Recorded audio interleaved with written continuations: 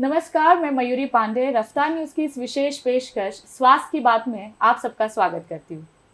अपनी सेहत को लेकर हम में से बेहद से लोग तब जागते हैं जब दवाई के प्रिस्क्रिप्शन के साथ साथ विशेषज्ञ हमें हमारी जीवन शैली यानी कि लाइफस्टाइल बदलने पर जोर देने कहते हैं। लेकिन देखा गया है कि बेहद से लोग आगाह करने के बावजूद डरते नहीं हैं, और विशेषता अगर बात करें महिलाओं की तो उनके क्या ही कहने। घर से लेकर दफ्तर तक बड़ी बड़ी चुनौतियों से निडर लड़ने वाली महिलाएं अपने ही स्वास्थ्य को कई बार नजरअंदाज करती है। उनको लगता है सब ठीक है, जीवन तो ऐसे ही चलेगा। पर क्या ये गैर जिम्मेदाराना रवैया जानलेवा साबित हो सकता है? शायद हाँ। इसी संदर्भ में आज हम चर्चा करने वाले हैं शहर के प्रतिष्ठित ब्रेस्ट स्पेशलिस्ट डॉक्टर नम्रता मनसरिया जी से, जो हमारे साथ आज स्टूडियो में मौजूद है। डॉक्टर, आपका बहुत बहुत स्वागत है स्वास्थ्य की बात इस शो में। Thank you so much Mayuri ji. जी डॉक्टर, क्योंकि हम आज महिलाओं के बारे में विशेषता बात कर रहे हैं, तो ऐसे में ब्रेस्ट कैंसर जैसी गंभीर बीमारी का जिक्र मन में होता है। तो पिछले कुछ वर्षों के रिसर्च से ये साझा हुआ है कि यह मामलों में तेज़ी देखी जा रही है। तो ऐसे में लाजमी इस विषय पर बेहद विस्तार से बात हो, तो हम इसको हर पहलू को कोशिश करेंगे समझने की। तो हम आपसे जानना चाहते हैं डॉक्टर, यदि ब्रेस्ट में, जिसे हम लोग स्तन कहते हैं, यदि गांठ हो जाए या फिर किसी तरह का ब्रेस्ट में दर्द हो, पेन हो, तो क्या हमें समझ लेना चाहिए कि ये शुरुआत है ब्रेस्ट कैंसर की? मयूरी जी, शुरुआत जो आपने की है कि ब्रेस्ट कैंसर आज के दिन बहुत ही आम हो गया है, ये बिल्कुल सही बात है। 10 साल पहले तक सर्वाइकल कैंसर बहुत कॉमन हुआ करता था, बट अनफॉर्चुनेटली बहुत दुख की बात यह है कि आज के दिन हमारे पूरे देश में ब्रेस्ट कैंसर सबसे कॉमन कैंसर महिलाओं में हो चुका है। और झारखंड की अगर बात करें तो यस, आज के दिन ब्रेस्ट कैंसर महिलाओं का सबसे कॉमन कैंसर है। बट और भी दुखद बात यह है कि हमारे प्रदेश में महिलाएं जो आती हैं हमारे पास, यूजुअली स्टेज 3 या स्टेज 4, मतलब कि एडवांस्ड कैंसर्स लेके आ रही हैं हमारे पास। तो इस आपके माध्यम से, रफ्तार के माध्यम से हमें बहुत खुशी है कि हम शायद कुछ जागरूकता इस कैंसर, ब्रेस्ट कैंसर के बारे में बता सके। आपने जो सवाल पूछा मुझसे कि गांठ या दर्द, तो हम एक गांठ के बारे में अगर बात करें तो ब्रेस्ट कैंसर में गांठ सबसे कॉमन सिम्टम होता है। लेकिन हम इस कैंसर के सिम्टम के बारे में विस्तार में आपसे बात करेंगे। लेकिन शुरुआत में ये बता दूं कि हर गांठ कैंसर नहीं होता है।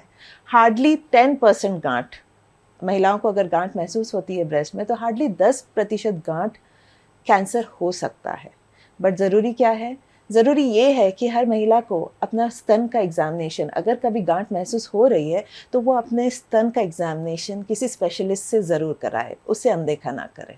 डॉक्टर, हम आपसे ये जानना चाहते हैं कि क्या स्तन कैंसर के कुछ विशेष लक्षण भी है? जी, और ये बहुत ज़रूरी है बताना भी, और हर महिला को ये जानना भी बहुत ज़रूरी है कि जो विशेष लक्षण है वो आप हर महिला को पता होना चाहिए। सबसे कॉमन लक्षण जो है वो है गांठ। स्तन में या अंडर आर्म्स में, जिसे हम काक कहते हैं, अगर कोई भी गांठ महसूस हो रही है तो उसे अनदेखा नहीं करना है।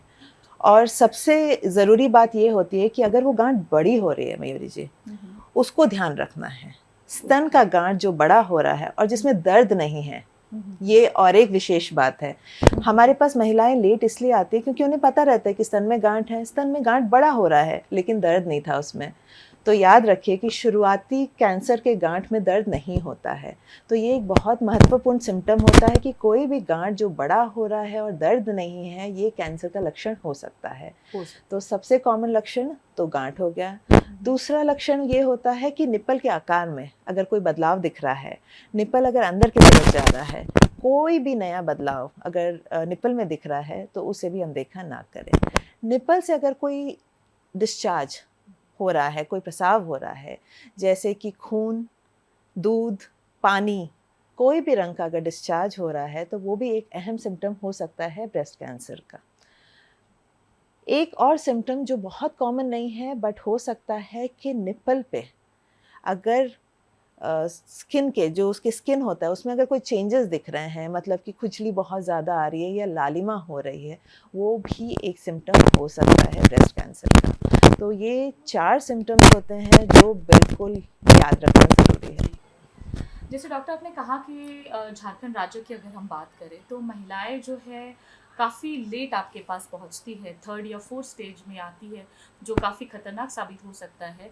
तो ऐसे में क्या आप हमें एक्सप्लेन कर सकते हैं कि स्टेजेस ऑफ कैंसर क्या क्या होते हैं? ठीक है। सबसे पहले बहुत ही सरल तरीके से मैं अगर समझाना चाहूँ तो कैंसर में 4 स्टेजेस होते हैं, सिर्फ 4 स्टेजेस ही होते हैं। एकदम शुरुआती स्टेज जिसको हम स्टेज 1 कहते हैं, जिसमें ब्रेस्ट कैंसर के अगर बारे में सिर्फ बात किया जाए तो कैंसर सिर्फ स्तन में ही सीमित रहता है। स्टेज 2 में स्तन कैंसर का जो साइज़ होता है, गांठ का जो साइज़ होता है, वो यूजुअली 2 सेंटीमीटर से बड़ा हो जाता है या काख में गांठ महसूस होने लगती है। स्टेज 3 में साइज़ और बड़ा होता है और स्टेज 4 क्या होता है, जिसे हम एडवांस्ड कैंसर कहते हैं या मेटास्टैटिक कैंसर कहते हैं। इसमें कैंसर बॉडी के बाकी विभिन्न भागों में स्प्रेड हो जाता है, मतलब फैल जाता है। और ब्रेस्ट कैंसर सबसे कॉमनली जब स्प्रेड करते हैं या तो फेफड़े में स्प्रेड करता है या हड्डियों में स्प्रेड करता है। इसलिए ये बहुत ही सिंपल चीज़ है समझने के लिए कि अगर हम अर्ली स्टेज में एकदम छोटे कैंसर को आइडेंटिफाई कर लें तो उसको ट्रीट करना बहुत आसान होता है। लेकिन अगर स्टेज 4 पे जो कैंसर फैल गया है विभिन्न भागों में, उनको ट्रीट करना ऑब्वियसली डिफ़िकल्ट होगा। तो ये सारी जागरूकता, ये सारी मेहनत हम बस इसलिए कर रहे हैं ताकि हमारे पेशेंट्स जल्दी हमारे पास आ सके। स्टेज 1 या 2 में अगर हम डायग्नोसिस कर पाएँ तो हम बहुत ही अच्छा ट्रीटमेंट उनको और बहुत अच्छी लाइफ एक्सपेक्टेंसी हम उन्हें दे पाएंगे। ओके, तो आपका कहना ये है कि अगर शुरुआती तरीके से अगर जांच हो जाए कैंसर की, स्तन कैंसर की, तो इससे बचा जाना बहुत आसान हो सकता है, आसान तरीके से हो सकता है। बिल्कुल बिल्कुल मयूरी जी, आज के दिन ब्रेस्ट कैंसर का इतना अच्छा ट्रीटमेंट, इतने अच्छी सर्जरीज, इतने अच्छा कीमोथेरेपी। तो जैसा कि आपने बताया डॉक्टर की शुरुआती अगर अवस्था में पता चल जाता है ब्रेस्ट कैंसर तो उसका इलाज करना काफ़ी आसान हो जाता है। तो इसके ऊपर आप क्या बताना चाहेंगे? बिल्कुल मयूर जी, ये बहुत ही सिंपल चीज़ है ना कि अगर कैंसर सिर्फ छोटी सी साइज़ का कैंसर हो जो स्टेज 1 या 2 में हम आइडेंटिफाई कर सके और उसका ट्रीटमेंट कर लें, वो बहुत ही अच्छा हम ट्रीटमेंट प्रोवाइड कर सकते हैं पेशेंट को। बट अगर यही पेशेंट स्टेज 3 या स्टेज 4 में आए जिसमें कि कैंसर विभिन्न भागों में अगर फैल गया हो, तो उसे ट्रीट करना डिफ़िकल्ट होता है। इसलिए इतनी मेहनत हम मिलके कर रहे हैं, इतनी जागरूकता हम फैला रहे हैं ताकि हमारे पेशेंट्स, ब्रेस्ट कैंसर आज के दिन बहुत आम है, लेकिन पेशेंट अगर अर्ली स्टेजेस में आ जाए तो हम बिल्कुल बहुत ही अच्छा, ऑलमोस्ट 98% लाइफ सर्वाइवल हम पेशेंट्स को दे सकते हैं। वाह, ये तो बहुत अच्छी बात है। तो डॉक्टर अब हम जानना चाहेंगे, कभी कभी जैसे इस स्टेजेस पे हम लोग कौन से स्टेज पे है या फिर ब्रेस्ट कैंसर की शुरुआत हो रही है या नहीं, तो ये ब्रेस्ट स्क्रीनिंग जो होती है तो वो किन महिलाओं को करानी चाहिए और ये कब करानी चाहिए? ब्रेस्ट कैंसर की स्क्रीनिंग जो होती है, कम से कम 50 साल की महिलाओं को आइडियली हर साल एक मैमोग्राफी करानी ज़रूरी होती है। मैमोग्राफी के बारे में बता दूं तो मैमोग्राफी एक बहुत ही सिंपल एक्सरे होता है ब्रेस्ट का। काफ़ी महिलाएं घबराती हैं मैमोग्राफी से, उन्हें डर लगता है कि नहीं मैमोग्राफी में पता नहीं क्या होगा, उन्हें दर्द होता है। बट आज के दिन इतने अच्छे मशीन्स अवेलेबल हो गए हैं कि बस एक स्कैन होता है ब्रेस्ट का, जिससे कि एकदम शुरुआती कैंसर के लक्षण को भी हम देख सकते हैं स्कैन पे, और अगर कुछ भी डाउट हो तो हम पेशेंट का ट्रीटमेंट कर सकते हैं। तो एक ज़रूरी होता है कि हर महिला जो 50 साल की हो गई है उसे साल में एक बार, और साल में एक बार नहीं करा सकते तो 2 साल में एक बार कम से कम एक ब्रेस्ट कैंसर के लिए मैमोग्राफी ज़रूर करवाएं। और जो यंग महिलाएं हैं 30 साल की, 40 साल की, अगर कभी कोई डाउट है तो एक अल्ट्रासाउंड कराना बहुत ज़रूरी होता है, जो अगेन ब्रेस्ट का अल्ट्रासाउंड होता है।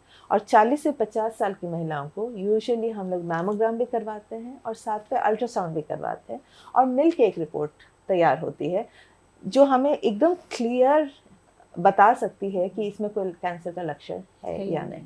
ओके, तो मेमोग्राफी और अल्ट्रासाउंड डॉक्टर आपने जैसे बताया, तो काफ़ी ये मिथ भी है कि क्या कहीं इसमें तो रेडिएशंस नहीं होते हैं? जितना रेडिएशन हम अपना फ़ोन देखने में या हमारे दिनचर्या के एक्सपोजर के रूटीन से जितना हमें एक्सपोजर मिलता है, उससे कहीं कम एक्सपोजर अगर आप साल या 2 साल में एक मैमोग्राम करवाएंगे तो उससे कहीं कम रेडिएशन एक्सपोजर होता है। अच्छा। मैमोग्राम की कोई साइड इफ़ेक्ट्स नहीं है। बहुत सारी बातें मैमोग्राम के अगेंस्ट कही गई है, बट हमने देखा है कि इट कैन सेव लाइव्स, हम जान बचा सकते हैं, तो बिल्कुल कराना ज़रूरी है। रेडिएशन से इसमें डरने की कोई ज़रूरत नहीं है। कभी कभी कुछ ऐसे मामले सामने आते हैं कि जिनमें महिलाओं के स्तनों से रिसाव हो रहा है, जैसे कि आपने बताया, तो ये कितना गंभीर हो सकता है? जो रिसाव के बारे में हम बात कर रहे थे मयूरी जी, अगर निप्पल से कोई रिसाव हो रहा है, जैसे कि खून का रिसाव हो रहा है, स्पेशली खून या क्लियर पानी, ये अनदेखा नहीं करना है। ये बहुत ही इम्पोर्टेंट लक्षण हो सकता है ब्रेस्ट कैंसर का। वो इनफैक्ट अर्ली ब्रेस्ट कैंसर के सिम्टम्स हो सकते हैं जब आपके सिर्फ निप्पल से खून निकलना शुरुआत है। तो अगर कोई भी अबनॉर्मल डिस्चार्ज देखने को मिलता है तो उसे अनदेखा ना करें प्लीज। ओके, तो डॉक्टर, गैलेक्टोरिया और ब्रेस्ट एब्सिस में क्या फ़र्क होता है? गैलेक्टोरिया, जब माँ दूध पिलाती है अपने बच्चे को और दूध के अगर दूध जो निकलता है निप्पल से वो नॉर्मल है, लेकिन कई बार देखा गया है कि बिना फीडिंग के भी अगर दूध निकल रहा है स्तन से तो उसे गैलेक्टोरिया कहते हैं।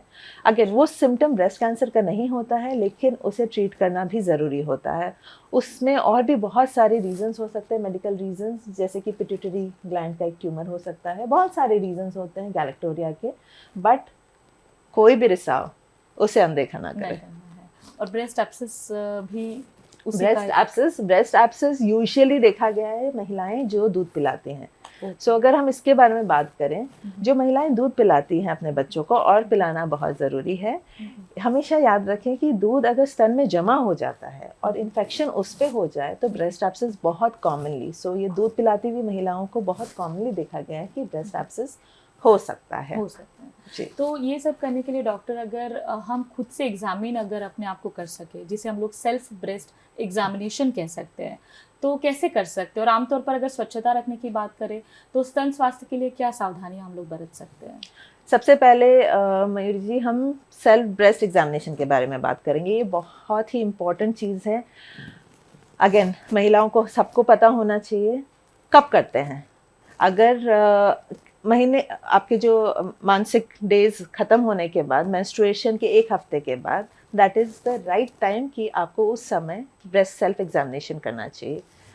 देखना क्या है, ये सारे सिम्टम्स जो हमने बताए थे, स्पेशली गांठ और निपल से अगर कोई डिस्चार्ज है। और कैसे करते हैं? अपना फ्लैट ऑफ द हैंड से करते हैं। सो मयूरी जी, ये जो हैंड का फ्लैट है, इससे पूरे ब्रेस्ट को चेक किया जाता है और अंडर आर्म्स को चेक किया जाता है। हार्डली 5 मिनट लगता है, बट हर महीने करनी ज़रूरी है। ये महिलाएं नहाते वक्त भी कर सकते हैं, हाथ में साबुन लगाए और अपना ब्रेस्ट का एग्जामिनेशन और अपने अंडर आर्म्स का एग्जामिनेशन कर ले। बस ये हार्डली सेकेंड्स की बात है, लेकिन अगर हर महीने किया जाए तो कोई नया गांठ या कोई नया चेंज जो ब्रेस्ट में हो रहा है वो आप इमीडिएटली पता कर पाएंगे। और अगर कभी भी ऐसा लगे कि ये तो नया गांठ है, मैंने कभी पहले फील नहीं किया है, आप अपने डॉक्टर को ज़रूर दिखाएंगे। बहुत सही। एक और बात स्तन कैंसर के बारे में खुलकर आती है कि विश्व में महिलाओं में होने वाला सबसे आम कैंसर है स्तन कैंसर। यही नहीं बल्कि कुल कैंसर के मामलों का 25% भी है, जो काफ़ी चिंता का विषय है। तो डॉक्टर, स्तन कैंसर के खतरे को बढ़ाने वाले कारक क्या होते हैं? आज के दिन में सबसे कॉमन, एक तो ब्रेस्ट कैंसर का रीज़न क्या है वो आज तक बहुत ही कॉम्प्लेक्स है, उसे बहुत क्लियरली डिफाइन नहीं किया गया है। बट कॉमनली जो देखा गया है, एक है जेनेटिक्स, जिसे हम जीन में कोई खराबी कहते हैं। जीन में खराबी, सबसे कॉमन जीन्स जो होता है वो है BRCA1 और BRCA2 genes, BRCA1 and BRCA2 genes, जो एंजेलिना जॉली को भी था डिफेक्ट। नाउ उसके अलावा जो हमारे हार्मोन्स का बदलाव, कुछ महिलाएं जो कॉन्ट्रासेप्टिव पिल्स बहुत लंबे समय तक लेती हैं या हार्मोन रिप्लेसमेंट थेरेपी बहुत लंबे समय तक लेती हैं, ये बॉडी को हानिकारक हो सकता है। तीसरी चीज़, दूध, माँ का दूध सिर्फ बच्चे को ही फ़ायदा नहीं करता है, माँ को भी स्तन कैंसर होने से बचाता है। तो इसलिए हम बहुत प्रमोट करते हैं कि कम से कम साल भर तक अपने बच्चे को अपना दूध ज़रूर पिलाएं। और अदर देन दैट, हमारा जो नेचुरल लाइफस्टाइल हो गया है, हमारे जो खान पान हो गए हैं, हमारे जो स्पेशली ओबिसिटी, मोटापा जिसे हम कहते हैं, वो हर कैंसर का एक कारण है और ब्रेस्ट कैंसर में बहुत ही इम्पोर्टेंट कारण है। तो मोटापा, अल्कोहल, स्मोकिंग, ये सारी चीज़ें और हमारे आसपास जो पोल्यूशन है, ये सब कुछ मिला के ब्रेस्ट कैंसर का कारण हो सकता है। लेकिन एक चीज़ बहुत इम्पॉर्टेंट मेरी जी, मैं आपको बता दूं, ऑलमोस्ट 70% पेशेंट्स जो हमारे पास आते हैं उन्होंने कभी स्मोकिंग नहीं की, उन्होंने कभी अल्कोहल नहीं पिया, उन्होंने अपने बच्चों को दूध भी पिलाया है, उनके परिवार में किसी को कैंसर की कोई हिस्ट्री नहीं है। फिर भी उन्हें जब हम कैंसर डायग्नोस करके हम बताते हैं कि हाँ आपको कैंसर है, तो एक ही सवाल होता है, मुझे क्यों हुआ। और दुख की बात यह है कि हमारे पास जवाब नहीं है। साइंस में अभी तक क्लियर जवाब नहीं है कि ब्रेस्ट कैंसर क्यों होता है। बहुत सारी चीज़ें हैं, रिसर्च चल रहे हैं। हाँ, तो डॉक्टर जैसे आपने बताया, जब आप पेशेंट को, तो आप ये न्यूज़ ब्रेक कैसे करते हैं कि जिसे मान लीजिए कोई स्मोकिंग भी नहीं कर रहा हो, कोई ड्रिंकिंग अल्कोहल किसी चीज़ की आदत नहीं हो, एकदम अच्छा लाइफस्टाइल कोई जी रहा है, बहुत हेल्दी लाइफस्टाइल उसके हिसाब से वो जी रहा है, और अचानक से अगर इस तरह से कोई अगर विशेष लक्षण उनको देखे गए हैं और वो डॉक्टर के पास जाते हैं ये सोचकर कि शायद ये कुछ नॉर्मल होगा, शायद ये कैंसर की तरफ हमें नहीं ले जाएगा, लेकिन जब आप एग्जामिनेशन करने के बाद आपको पता चलता है कि ये ब्रेस्ट कैंसर ही है, तो ये how do you break this news to the patient? Mayuri ji, जब हम चेक करते हैं क्लिनिकल एग्जामिनेशन के बाद ही काफ़ी हद तक पेशेंट्स में हमें समझ में आ जाता है कि ये कैंसर जैसा लग रहा है या नहीं लग रहा है। उसके बाद जांच की ज़रूरत होती है। जांच में जैसे कि मैंने आपसे कहा कि मैमोग्राम एक बहुत ही ज़रूरी जांच होता है, या फिर अल्ट्रासाउंड। उसको करने के बाद सबसे इम्पॉर्टेंट टेस्ट होता है बायोप्सी। बायोप्सी एक बहुत ज़रूरी जांच है, और बायोप्सी जब तक बायोप्सी में कैंसर ना बोला जाए तब तक कैंसर हम पेशेंट को नहीं बोलते हैं। बायोप्सी में है जब कैंसर आता है तभी वो कैंसर कंफर्म होता है। तो इसके बारे में भी हम आगे चर्चा करेंगे, बायोप्सी क्या होती है और क्यों लोगों को इतना डर लगता है। बट अभी जो आपका सवाल था कि जब कैंसर का पता चलता है आप पेशेंट को कैसे बताते हैं, तो as a breast cancer specialist मेरा रोज का काम है, लेकिन वो जो पेशेंट मेरे सामने बैठा है उसके लिए एक लाइफ चेंजिंग मोमेंट होता है, और मैं ये बहुत ही इमोशनल मोमेंट होता है, सिर्फ पेशेंट के लिए नहीं, उसके परिवार के लिए भी।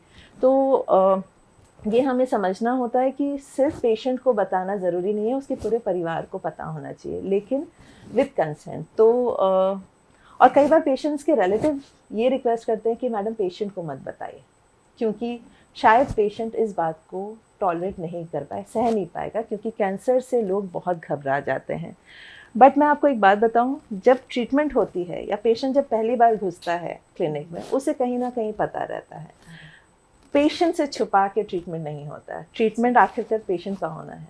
तो पेशेंट को जब तक आप नहीं बताएंगे तब तक ऑब्वियसली आप ट्रीटमेंट नहीं कर सकते।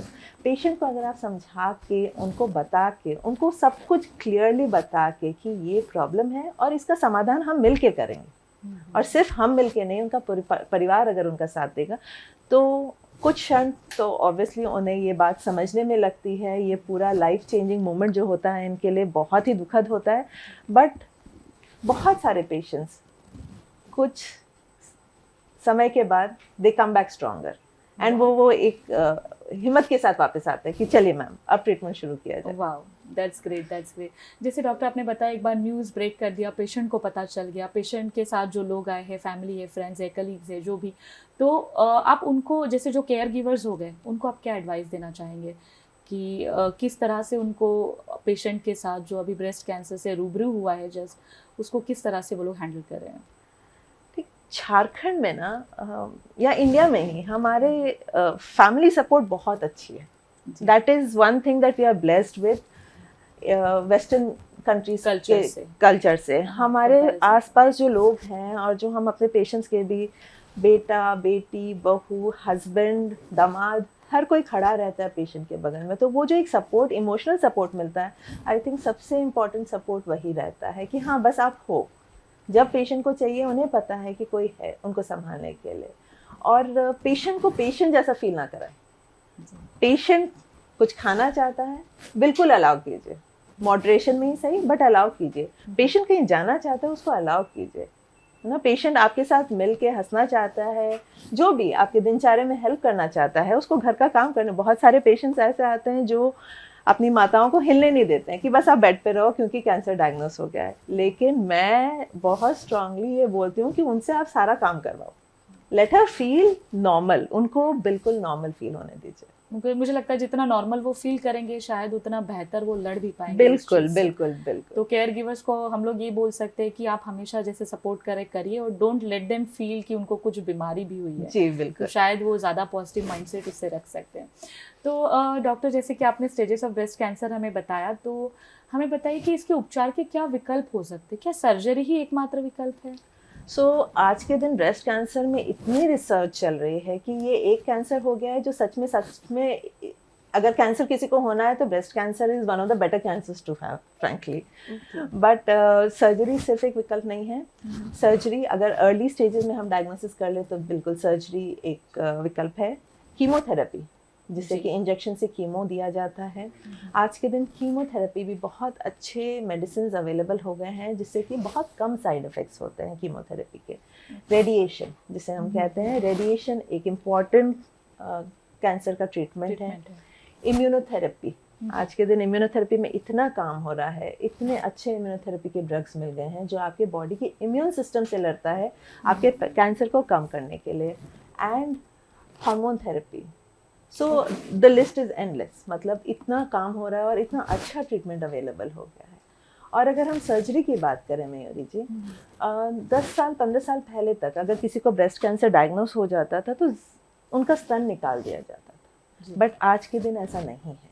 आज के दिन ब्रेस्ट कॉन्जर्वेशन सर्जरी जिसे हम कहते हैं, जिससे कि हम ब्रेस्ट को बचा के, ब्रेस्ट को रिकंस्ट्रक्शन करके, मतलब उनके ही शरीर के भाग से उसको रिकंस्ट्रक्शन कर दिया जाए ताकि ब्रेस्ट निकालने की ज़रूरत ही ना रहे। ये आज के दिन सर्जरी में इतना सुंदर एक बदलाव दिखाई देता है। लेकिन उसके लिए ज़रूरी क्या है? कैंसर शुरुआती स्टेज में पता आइडेंटिफाई करना। सही बात है। तो डॉक्टर, जैसे आप एक्सप्लेन करें कि मेमोग्राफी होता है, अल्ट्रासाउंड होता है, तो इनके अलावा भी कुछ विकल्प है जिससे हमें पता चल सकता है कि ब्रेस्ट कैंसर शरीर में है? सबसे इम्पॉर्टेंट टेस्ट जो होगा वो सेल्फ ब्रेस्ट एग्जामिनेशन होगा, जो हमने ऑलरेडी बात की है। जी, सो सेल्फ ब्रेस्ट एग्जामिनेशन के बारे में हमने डिटेल में बात की है। अगर कभी कोई गांठ मिले तो अपने स्पेशलिस्ट को जाके ज़रूर दिखाए, ये बैठ के ना रहे कि हो सकता है ये कैंसर नहीं हो। अगर आपके डॉक्टर सजेस्ट करते हैं कि अल्ट्रासाउंड की ज़रूरत है, मैमोग्राम की ज़रूरत है, वो ज़रूर करवाएं। और अगर आपके स्कैन के बेसिस पे आपके डॉक्टर को कभी भी लगता है कि इसको बायोप्सी की ज़रूरत है, आज के दिन बायोप्सी बहुत ही सेफ है, स्पेशली ब्रेस्ट कैंसर में। तो ये बायोप्सी होता क्या है? मयूरी जी, एक मिथ है लोगों में कि बायोप्सी करवाने से कैंसर फैलता है। लोगों को कई बार ये लगता है, बहुत सारे हमारे पेशेंट्स भी ये पूछते हैं, बट ये सही नहीं है।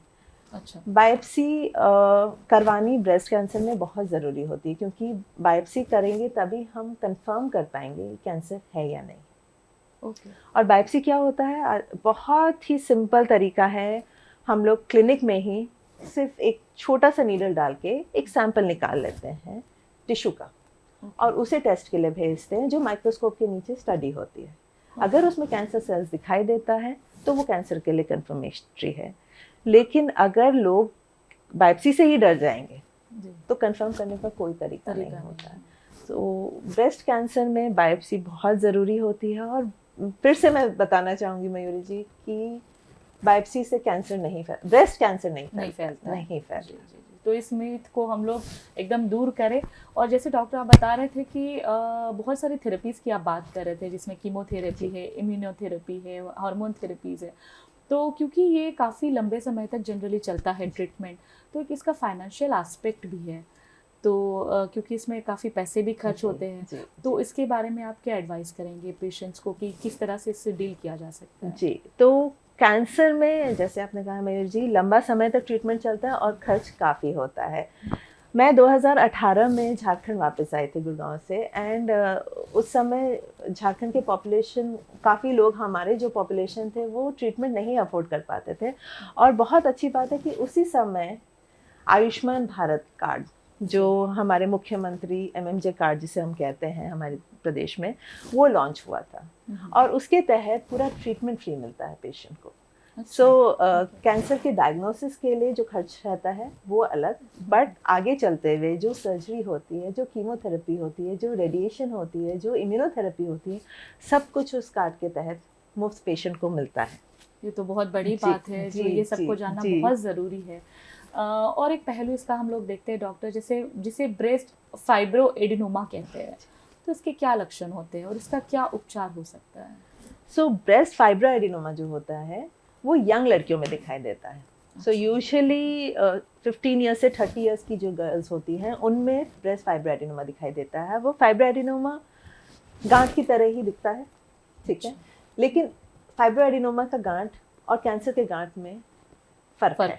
जैसे कि डॉक्टर आपने कहा आयुष्मान भारत के वजह से भी काफ़ी फाइनेंशियल एस्पेक्ट में मदद मिलती है, तो इसके अलावा भी कुछ विकल्प है जिससे हमें मदद मिल सकती है? जी, गंभीर बीमारी योजना है एक, जो सरकार की एक और योजना है जो कैंसर को भी उसमें इंक्लूड किए हुए है, तो काफ़ी हद तक उससे भी सपोर्ट मिल जाता है। और जो हमारे बाकी लोग हैं, जो बाकी पेशेंट्स हैं, मैं हर किसी को कहूँगी कि अपने लिए एक हेल्थ इंश्योरेंस ज़रूर लेके रखें, क्योंकि आज के दिन हेल्थ इंश्योरेंस जितनी इम्यूनोथेरेपीज आ रही हैं खर्च उतना बढ़ते जा रहा है।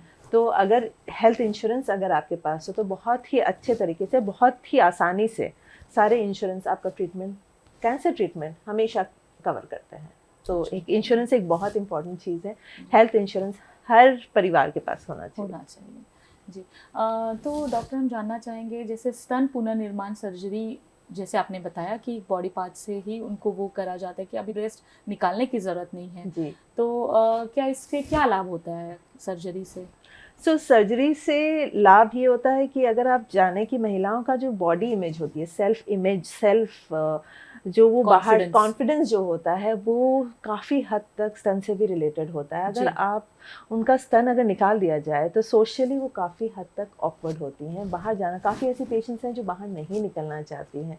एक जो बॉडी इमेज की हम बात करें तो वो अगर हम रिकन्स्ट्रक्शन कर सके तो महिलाएं बहुत ही कॉन्फिडेंस के साथ बाहर जा सकती हैं। जी। और अभी हाल फिलहाल में हमारी एक पेशेंट थी जिनका हमने रिकन्स्ट्रक्शन किया, उनका ट्रीटमेंट ख़त्म हुआ, उन्होंने सब कुछ सारा ट्रीटमेंट ख़त्म किया, 2 साल के बाद उनको एक बच्चा भी, बहुत ब्यूटीफुल किड भी हो गया है। तो life is absolutely normal. Breast cancer के बाद बहुत ही सुंदर, बहुत ही ब्यूटीफुल लाइफ लोग जी रहे हैं। तो लेकिन जहाँ डॉक्टर हम लोग बात करते हैं सर्जरी की, मान लीजिए एक बार सर्जरी हो गया तो क्या ये स्तन कैंसर दोबारा लौट के आ सकता है? शुरुआती जो हमने की थी मेरी जी कि कैंसर हुआ क्यों, हमें आज तक बहुत सारी चीज़ों का पता नहीं कि क्यों हुआ। जब एक बार हुआ है दोबारा होने के चांसेस हैं, होते हैं बिल्कुल। लेकिन ट्रीटमेंट देने का मूल यही है कि हम पेशेंट को वापस आने की संभावना कम से कम कर दें, कैंसर फ्री करने की कोशिश। जी, कैंसर फ्री हम बिल्कुल कर देते हैं, लेकिन पेशेंट को फॉलोअप में रहना ज़रूरी है, ताकि अगर कोई भी लक्षण वापस दिखे तो तुरंत उसका ट्रीटमेंट किया जाए। तो मतलब ये ज़रूरी है कि अगर यदि किसी को ब्रेस्ट कैंसर हो गया है, वो सर्जरी से वो ठीक भी हो जाते हैं या अन्य विकल्पों से भी ठीक हो जाते हैं, तो उनको कंटिन्यूस मॉनिटरिंग एक रखना चाहिए, हमेशा अपने लाइफस्टाइल का वो एक पार्ट बनाना, लाइफस्टाइल, और इनफैक्ट लाइफस्टाइल को सुधारना बहुत ज़रूरी है। बहुत ज़रूरी। एक और महत्वपूर्ण पहलू स्तन से जुड़ा हुआ है, अगर हम बात करें तो ब्रेस्ट फीडिंग से, जैसे आपने कहा कि ब्रेस्ट फीडिंग बहुत ज़रूरी होता है, लेकिन कुछ लोगों का ये मानना है कि ये तो कोई ज़रूरत नहीं है, आजकल के जो बॉटल फीड्स आते हैं वो बच्चों के लिए ठीक है, माँ का दूध ही इतना ज़रूरी नहीं है, इतना कारगर नहीं है। तो इस पर आप क्या कहना चाहेंगी, ये एक नवजात शिशु के लिए और साथ ही साथ उस माँ के लिए कितना ज़रूरी होता है? मयूरी जी, ब्रेस्ट फीडिंग बच्चे के लिए तो बहुत ज़रूरी है, स्पेशली लाइफ के 6 मंथ्स तक एक्सक्लूसिव ब्रेस्ट फीडिंग जिसे हम कहते हैं। एक्सक्लूसिव ब्रेस्ट फीडिंग करना बहुत ही इम्पॉर्टेंट है बच्चे के आगे की ज़िंदगी के लिए भी। एलर्जीज़ जो हम रोज़ देखते हैं वो कहीं ना कहीं इससे रिलेटेड हो सकता है ना। अब माँ को क्या फ़ायदा होता है ब्रेस्ट फीडिंग का? ये पाया गया है कि जो महिलाएं ब्रेस्ट फीडिंग करती है, कम से कम साल भर तक अगर उन्होंने अपना दूध पिलाया अपने बच्चे को, तो ब्रेस्ट कैंसर होने की संभावना कम हो जाती है। अच्छा, तो ये एक बहुत बहुत महत्वपूर्ण पहलू है जिसको हम लोग नज़रअंदाज नहीं कर सकते हैं और करना भी नहीं चाहिए, स्पेशली जब नवजात शिशु इससे जुड़ा हुआ हो। तो डॉक्टर, हम जानना चाहते हैं कि जैसे कोलेस्ट्रॉल क्या होता है और कोई गोल्डन पीरियड भी होता है ब्रेस्ट फीडिंग का? कोलेस्ट्रॉल होता है जो एकदम इनिशियल दूध जो होता है जो माँ के स्तन से निकलता है, जिसे गोल्डन कलर का कहते हैं, वो यूजुअली हमारे सोसाइटी में वो ज़रूरी है कि हम बच्चे को पिलाएं, उससे बच्चे की इम्यूनिटी बढ़ती है।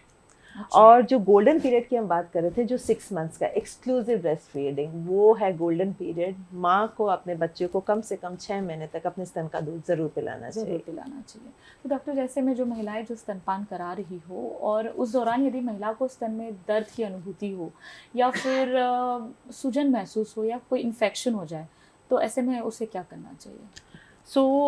जब दूध पिलाते हैं माँ को स्तन से, एक चीज़ का ध्यान रखना है कि बच्चे को जब स्तन से दूध पिला रहे हैं तो एक तरफ के स्तन से पिलाने के बाद ही दूसरे स्तन से पिलाया जाए, क्योंकि अगर दूध जमा हो जाता है स्तन में तो उसमें गांठ बनने की क्षमता रहती है, और वो गांठ में अगर इन्फेक्शन हो जाए, जैसे कि हम पहले बात कर रहे थे ब्रेस्ट एब्सेस के बारे एब्सेस के में, बारे तो में। वो जो लालिमा आती है या जो दर्द होता है, वो जब ब्रेस्ट एब्सेस बन जाता है तभी ये आता है। और अगर ब्रेस्ट का एब्सेस या दर्द शुरू हो रहा है तो उसे देर नहीं करना है, तुरंत डॉक्टर को दिखाना है, क्योंकि अगर एब्सेस बन जाए तो फिर उसे चीरा लगा के ही, ऑपरेशन करके ही उसको क्लीन कर जी सकते उसको हैं। क्लीन। Okay okay. और अगर शुरुआती स्टेज में ये पता चल जाए तो दवाइयों से भी ठीक हो सकता है। ओह! तो मेडिकल साइंस जैसे हम लोग देख रहे हैं कि दिन प्रतिदिन कुछ नया खोज रहा है, तो ऐसे में एक पहलू ये भी है कि रोबोटिक ब्रेस्ट सर्जरी भी इसका एक अभिन्न बन चुका है। तो इसके बारे में ये कितना कारगर है, आप क्या कहेंगे? रोबोटिक ब्रेस्ट सर्जरी आज के दिन ये एडवांसमेंट ब्रेस्ट सर्जरीज में हो रही है। लोग काफ़ी काम कर रहे हैं इंटरनेशनली रोबोटिक सर्जरीज में, लेकिन ये बताना चाहूँगी कि रोबोटिक सर्जरी में सिर्फ रोबोटिक आर्म्स, जो रोबोट के हाथ होते हैं, वो काम करते हैं, लेकिन काम कंसोल के पीछे सर्जन ही करता है। दिमाग डॉक्टर का दिमाग भी डॉक्टर का होता है, काम भी डॉक्टर का होता है। लेकिन ये भी एक ऑप्शन है और ये एडवांसमेंट अभी एडवांसमेंट हो रही है। Okay okay. डॉक्टर, जब इतनी तकनीकी चीज़ें आज अवेलेबल है in order to treat breast cancer, तो एक पॉजिटिव माइंडसेट पेशेंट कैसे रख सकता है to deal with the disease? Cancer का नाम सुनते ही पेशेंट घबरा जाता है, और सही भी है, क्योंकि 10 साल पहले तक जो कैंसर था और आज के दिन जो ट्रीटमेंट अवेलेबल है उसमें काफ़ी हद तक इम्प्रूवमेंट्स आई हैं। तो डरना स्वाभाविक है, ह्यूमन है, हम सब ह्यूमन हैं, और एक इमोशनल ब्रेकडाउन जो होता है वो होना स्वाभाविक है, लेकिन माइंडसेट ये रहनी होगी कि मैं ठीक हो जाऊंगी। और अगर पॉजिटिव माइंडसेट लेके चलें, सिर्फ पेशेंट ही नहीं, उसका परिवार भी, तो हमने खुद देखा अपने चारों तरफ जो हमारे पेशेंट्स हैं, जो पेशेंट ये ठान लेता है ना कि मुझे ठीक होना है, वो बहुत अच्छे से उसका ट्रीटमेंट निकलता है। और जो पेशेंट एकदम घबरा के हर एक चीज़ के लिए परेशान रहता है, वो थोड़े परेशान ही रहते हैं। तो पॉजिटिव माइंडसेट जैसा आप कह रहे हैं, बिल्कुल। तो जैसे डॉक्टर बता रहे हैं कि जो थोड़े पॉजिटिव माइंडसेट के साथ होते हैं पेशेंट्स, वो जल्दी बेहतर हो सकते हैं। तो अपनी शक्ति, इच्छा शक्ति जिसे हम लोग विल पावर कहते हैं, वो स्ट्रांग रखना हमारे लिए बेहद ज़रूरी है। डॉक्टर, जैसे हम लोग नवजात शिशु और माँ का बात कर रहे थे, तो हमें जानना है कि जैसे कभी दूध नहीं पी रहा है नवजात शिशु अगर, तो ऐसे में हर कोई आके एक फीडिंग मदर को एक्सपर्ट बनकर सलाह देने लगते हैं, ऐसा कर लीजिए, वैसा कर लीजिए। तो सही तरीके से स्तनपान, जैसे आपने बताया, तो कि एक स्तन से दूध जब ख़त्म हो तभी आप दूसरे स्तन से, तो इसके अलावा भी और कोई ऐसे लक्षण या चीज़ें हैं जिसको हमें खास ध्यान रखना है नवजात शिशु के लिए? नवजात शिशु के लिए इम्पोर्टेंट ये है, सबसे पहले तो जो आपने कहा कि दूध पिलाना ज़रूरी है। 6 महीने तक लाइफ के सिर्फ माँ का दूध पिए तो बच्चे के लिए और माँ के लिए, दोनों के लिए बहुत ही हेल्पफुल रहता है। दूसरी चीज़ है, अगर बच्चा 2 साल का हो गया है, जो बाहर से अगर खान पीन कर रहा है, तो उनके मुंह में भी कई बार इन्फेक्शंस होते हैं जो माँ के स्तन में इन्फेक्शन कॉज कर सकता है। तो निप्पल को दूध पिलाने के बाद एंड दूध पिलाने के पहले निप्पल को अगर कॉटन कपड़े से साफ़ किया जाए तो वो इन्फेक्शन होने से, जो हम लालिमा की बात कर रहे थे, उससे काफ़ी हद तक बचा जा सकता है। तो हाइजीन यहाँ पे रखना बहुत ज़रूरी है। तो डॉक्टर, ओवरऑल ब्रेस्ट संबंधी समस्याओं के अवेयरनेस को आप किस तरह से देखते हैं, स्पेशली हमारे देश में? हमारे देश में क्योंकि अब ब्रेस्ट कैंसर बहुत ही आम हो गया है, सबसे कॉमन कैंसर महिलाओं में आज के दिन ब्रेस्ट कैंसर है। और मुझे अपने झारखंड में ये लगता है मयूरी जी कि जब मैं आई थी 8 साल पहले, बहुत ही कम लोगों को जागरूकता थी ब्रेस्ट कैंसर के बारे में। बहुत सारे माध्यम ऐसे हैं जिन्होंने बहुत मेहनत की है, NGOs ने, बहुत सारे न्यूज़ मीडिया ने, बहुत सारे सोशल प्लेटफॉर्म्स हैं जो कैंसर के अवेयरनेस के बारे में खूब सारी बातें कर रहे हैं। और शायद इसी की वजह से आज के दिन हमारी महिलाओं को पता है। छोटा सा गांठ भी होता है तो बहुत खुशी होती है कि अभी हाल फिलहाल में हमने जो एक 65 ईयर्स ओल्ड लेडी को ट्रीट किया। वो 1.5 सेंटीमीटर का गांठ लेके आई थी। उस स्तन में वो 1.5 सेंटीमीटर का गांठ को पता करके डॉक्टर के पास आना, ये बहुत अच्छी बात है, खुशी होती है। क्योंकि जब मेरे पास मेरे पेशेंट्स आते हैं, मैं कुछ समय उनके साथ समझने के लिए समय देती हूँ कि गांठ इतना बड़ा हो गया है, आप इतना लेट क्यों आए। तो हमेशा यही एक जवाब मुझे मिलता था कि मैडम पता ही नहीं था कि ये कैंसर हो सकता है। और अब जो बदलाव देख रही हूँ कि वो 1 सेंटीमीटर का गांठ को भी वो लेके आ रही हैं, तो मुझे लगता है कि अब जागरूकता फैल रही है। एंड ये जो आप और हम मिलके कर रहे हैं, ये बहुत ज़रूरी है। जी जी जी। ये तो हम महिलाओं के बारे में बात कर लिए डॉक्टर। एक शायद इसमें एक नया पहलू भी है जिसके बारे में शायद उतनी जागरूकता आज तक नहीं हुई है, जिसके बारे में हमको लोगों को जागरूक करना बहुत ज़रूरी है, और वो एस्पेक्ट है कि मेल ब्रेस्ट कैंसर। क्या ये भी एग्जिस्ट करता है? जी बिल्कुल, मेल्स भी मैमल्स हैं और मेल्स को भी ब्रेस्ट कैंसर हो सकता है। ये बहुत आम नहीं है, लेकिन ये बात पुरुषों को पता भी नहीं है जी। सो काफ़ी बार जब पुरुष आते हैं हमारे पास गांठ लेके, चेस्ट में गांठ लेके, तो यूजुअली, और अगर वो कैंसर होता है तो यूजुअली वो एडवांस स्टेजेस में आते हैं क्योंकि जागरूकता नहीं है। तो आपके माध्यम से मैं ये बताना चाहूँगी कि पुरुषों को भी कैंसर हो सकता है, ब्रेस्ट कैंसर हो सकता है, और उसका जो प्रेजेंटेशन होता है वो वही उसी प्रकार से होता है कि स्तन में गांठ होता है, और अगर स्तन में गांठ है और वो गांठ बड़ा हो रहा है तो उसे अनदेखा नहीं करना है। ज़्यादातर पुरुष यूजुअली स्टेज 3 में ही आते हैं। सो ट्रीटमेंट भी लगभग सिमिलर ट्रीटमेंट ही अवेलेबल है पुरुषों के लिए भी, लेकिन ये जानना ज़रूरी है कि पुरुषों को भी ब्रेस्ट कैंसर हो सकता है। तो महिलाओं के साथ साथ पुरुषों को भी इस चीज़ के लिए विशेष ध्यान देना बहुत ज़रूरी है कि ब्रेस्ट कैंसर है तो that is only for women, ऐसा नहीं है, पुरुषों में भी ये बीमारी हो सकती है। इसलिए पुरुषों को भी इस चीज़ को लेकर जागरूक रहना बहुत ज़रूरी है। और रफ्तार न्यूज़ के इस विशेष पेशकश स्वास्थ्य की बात के साथ हम लोग शायद पुरुषों तक भी पहुँचे कि उन लोग को भी ये बताए कि हाँ, मेल ब्रेस्ट कैंसर जैसा कंसेप्ट, जैसी बीमारी आज है दुनिया में, तो इससे पुरुषों को भी जागरूक रहना बहुत ज़रूरी है। डॉक्टर नम्रता ने हमें आज काफ़ी सरल तरीके से स्तन कैंसर के पहलुओं को समझाया है। आशा है इस वजह से हमें स्तन कैंसर जैसी बीमारी को पहचानने से लड़ने तक का काफ़ी ताकत मिलेगी। तो यह बात तय रही कि जहां हम जोर दे रहे हैं एजुकेशन इन वुमेन पर, वहां साथ ही में हमें जोर देना होगा हेल्थ इन वुमेन पर भी, क्योंकि वो कहते हैं ना, जान है तो जहान है। तो भ्रम और भ्रांति से अपने आप को दूर रखना हमारे लिए बेहद ज़रूरी है, और साथ ही अपने स्वास्थ्य को प्राथमिकता देना भी हमारी ही जिम्मेदारी है।